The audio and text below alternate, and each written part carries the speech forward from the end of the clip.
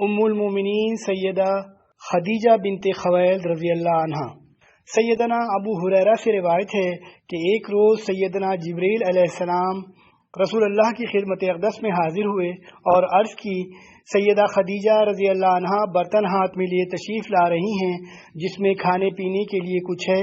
جب وہ آپ کے پاس آ جائیں تو انہیں رب العزت کا اور میرا سلام کہنا اور جنت میں ایک ایسے گھر کی بشارت دینا جو مروارید کا بنا ہوا ہے اور اس کو یاقوت سے آراستہ کیا گیا ہے، پرسکون ایسا کہ اس میں کوئی شور و غوغا نہ ہوگا اور نہ ہی اس میں محنت و مشقت کی تھکن ہوگی۔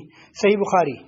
خدیجہ بنت خویلد کائنات میں سب سے پہلے اسلام قبول کا شرف حاصل کرنے والی اور سب سے پہلے مومنہ اور صدیقہ ہونے کا اعزاز پانے والی ایک دانشمند، عظیم المرتبت، عفت مآب، دیندار اور معزز خاتون تھیں، جنہیں اللہ تعالیٰ نے سیدنا جبرائیل علیہ السلام کی زبانی سلام بھیجا اور جنت میں محل کی خوشخبری دی، جن کی سیرت محفلوں کے لیے خوشبو کا جھونکا، محبت کا پیغام اور مہر بند مہ کا جام تھی۔ خدیجہ بنت خویلد بن اسد بن عبد العزیٰ بن قصی القرشیہ الاسدیہ رضی اللہ عنہا سیدہ خدیجہ رضی اللہ عنہا کی ولادت مکہ معظمہ میں 556 عیسوی کو ہوئی۔ سیدہ خدیجہ رضی اللہ عنہا کا سلسلہ نسب قصی پر سیدنا محمد صلی اللہ علیہ وآلہ وسلم سے مل جاتا ہے۔ اس طرح انہیں خاندانی اعتبار سے تمام ازواج مطہرات میں رسول اقدس صلی اللہ علیہ وآلہ وسلم کے قریب ترین ہونے کا اعزاز حاصل ہے۔ رسول اللہ صلی اللہ علیہ وآلہ وسلم کے حبالہ عقد میں قصی کی اولاد میں سے 2 بیویاں تھیں، ایک خدیجہ بنت خویلد اور دوسری سیدہ ام حبیبہ رضی اللہ عنہا۔ سیدہ خدیجہ رضی اللہ عنہا کے والد کو اپنی قوم میں بڑی عزت و تکریم کی نگاہ سے دیکھا جاتا تھا۔ انہوں نے مکہ معظمہ میں رہائش اختیار کی اور بنو ابلدار بن قصی کا حلیف بنا۔ سیدہ خدیجہ رضی اللہ عنہا کے والد محترم کا نام خویلد تھا۔ مکہ مکرمہ کے بازاروں میں نظر آنے والی بیرون شہر وہ بیرون ملک سے لائی گئی اشیاء میں سے اکثر خویلد ہی کے تجارتی قافلوں کی لائی ہوئی ہوتی تھیں۔ عام الفیل سے تقریباً 20 برس بعد ہونے والی جنگ حرب فجار میں شریک ہوئے اور اسی میں ان کا انتقال ہو گیا۔ سیدہ خدیجہ رضی اللہ عنہا کی والدہ کا نام فاطمہ بنت زائدہ بن الاسم تھا۔ سیدہ خدیجہ کے دادا کا نام اسد بن عبد العزیٰ بن قصی اور آپ کی دادی کا نام زہرہ بنت عمرو تھا۔ ان کا تعلق بنو کاہل بن اسد بن خزیمہ بن مدرکہ بن الیاس بن مضر بن نزار بن معد بن عدنان سے تھا۔ سیدہ خدیجہ بنت خویلد رضی اللہ عنہا کے 4 بھائی عدی بن خویلد، عوام بن خویلد، حزام بن خویلد، نوفل بن خویلد اور 2 بہنیں حالہ بنت خویلد اور رقیقہ بنت خویلد تھیں۔ سیدہ خدیجہ رضی اللہ عنہا کے والد محترم خویلد بن اسد نے 1 سے زائد شادیاں کیں اور سیدہ خدیجہ رضی اللہ عنہا اور حالہ کی والدہ کا نام فاطمہ بنت زائدہ تھا۔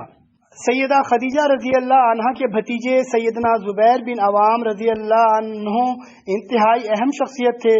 نبی کریم صلی اللہ علیہ وآلہ وسلم نے فرمایا تھا کہ ہر نبی کے حواری ہوتے ہیں اور میرے حواری زبیر بن عوام ہیں۔ ورقہ بن نوفل رضی اللہ عنہ سیدہ خدیجہ رضی اللہ عنہا کے چچا زاد بھائی تھے، جنہوں نے نبی کریم صلی اللہ علیہ وآلہ وسلم کی طرف آنے والی پہلی وحی کا واقعہ سن کر آپ صلی اللہ علیہ وآلہ وسلم کی نبوت و رسالت کی تصدیق کی اور آپ صلی اللہ علیہ وآلہ وسلم پر ایمان لائے اور آپ صلی اللہ علیہ وآلہ وسلم کی خدمت و نصرت کی آرزو کا اظہار کیا تھا۔ سیدنا عبداللہ بن زبیر اور سیدنا عروہ بن زبیر سیدہ خدیجہ کے بھتیجے تھے۔ معروف صحابی سیدنا ابو العاص سیدہ خدیجہ رضی اللہ عنہا کے بھانجے اور داماد تھے۔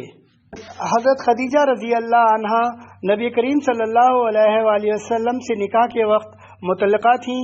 قبل ازیں آپ بیوگی کے دلخراش لمحات سے بھی گزر چکی تھیں، کیونکہ سیدہ خدیجہ رضی اللہ عنہا نبی کریم صلی اللہ علیہ وآلہ وسلم کے نکاح میں آنے سے پہلے ابو حالہ بن النباش بن زرارہ بن وفد ان کے نکاح میں تھیں۔ ابو حالہ کا انتقال ہو گیا۔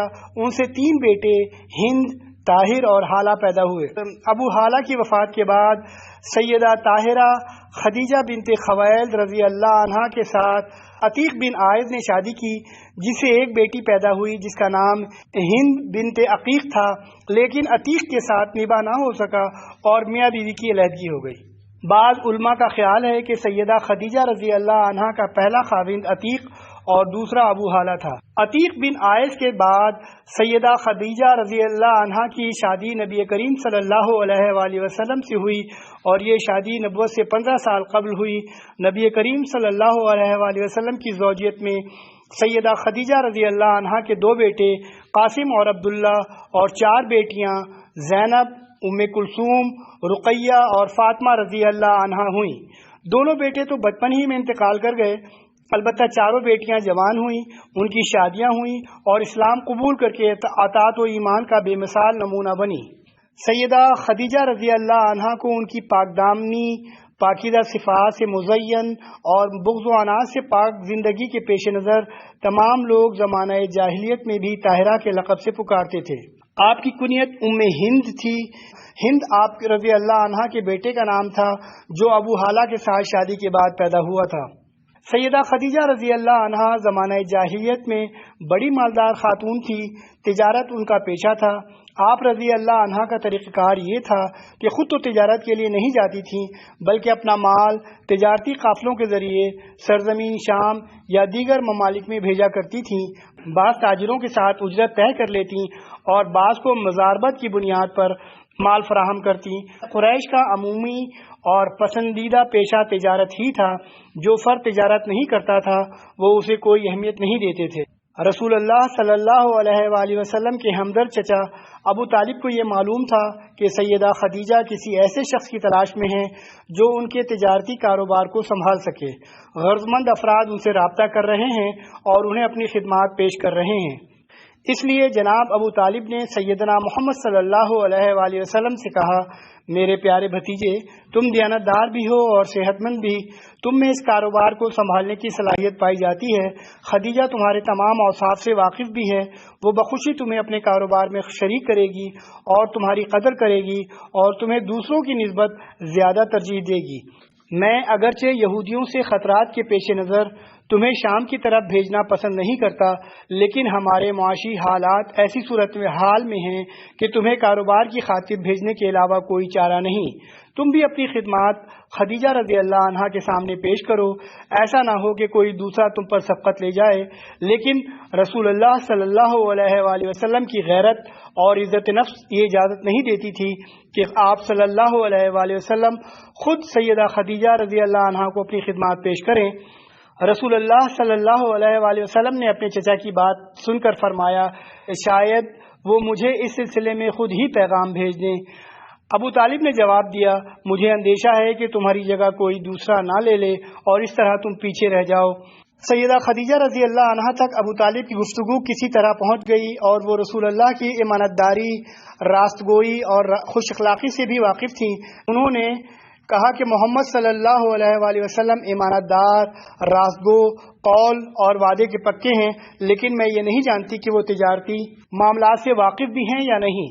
تاہم نبی کریم صلی اللہ علیہ وآلہ وسلم کی نیک شہرت کی بنیاد پر انہوں نے آپ صلی اللہ علیہ وآلہ وسلم کو پیغام بھیج دیا اور فرمایا، میں آپ کی سچائی، امانت داری اور خوش اخلاقی سے بخوبی واقف ہوں۔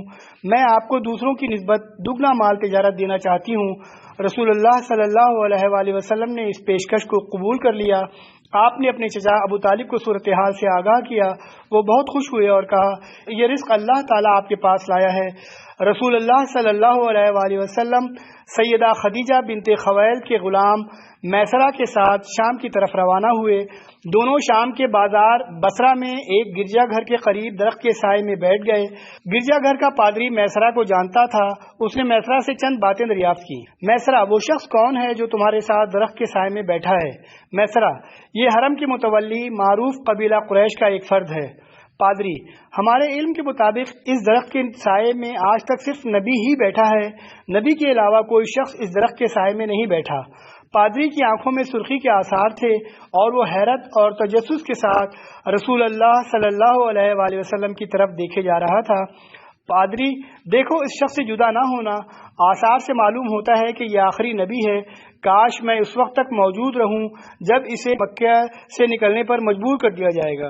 میسرہ پادری کی باتیں سن کر حیران رہ گیا، اس نے یہ باتیں ذہن نشین کر لیں۔ اس کے بعد رسول اللہ صلی اللہ علیہ وآلہ وسلم بصرہ کے بازار میں تشریف لائے اور جو مال تجارت ساتھ لائے تھے اسے فروخت کے لیے پیش کیا۔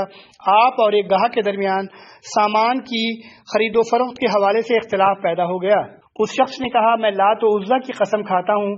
رسول اللہ صلی اللہ علیہ وآلہ وسلم نے فرمایا، میں تو ان کی قسم کبھی نہیں کھاؤں گا، البتہ اپنے مطالبے سے دستبردار ہو سکتا ہوں۔ میں کسی لات و عزیٰ کو نہیں جانتا، میں ان سے لا تعلق ہوں۔ اس شخص نے کہا، آپ کی بات درست ہے۔ پھر اس شخص نے میسرہ کو ایک طرف لے جا کر کہا، اے میسرہ، یہ شخص کوئی معمولی نہیں، یہ تو وہ نبی ہے جس کے اوصاف ہمارے علماء نے اپنی کتابوں میں پڑھے ہیں۔ میسرہ نے اس کی بات کو بھی ذہن نشین کر لیا۔ پھر تمام قافلے والے واپس آ گئے۔ میسرہ حیرت اور خوشی کی امتزاجی کیفیت میں تھا کہ اسے ایک عظیم شخص کے ساتھ سفر تجارت کی سعادت ملی اور اسے انتظار تھا مکہ پہنچنے کا تاکہ وہ تمام خبریں اپنی آقا سیدہ خدیجہ رضی اللہ عنہا تک پہنچائے۔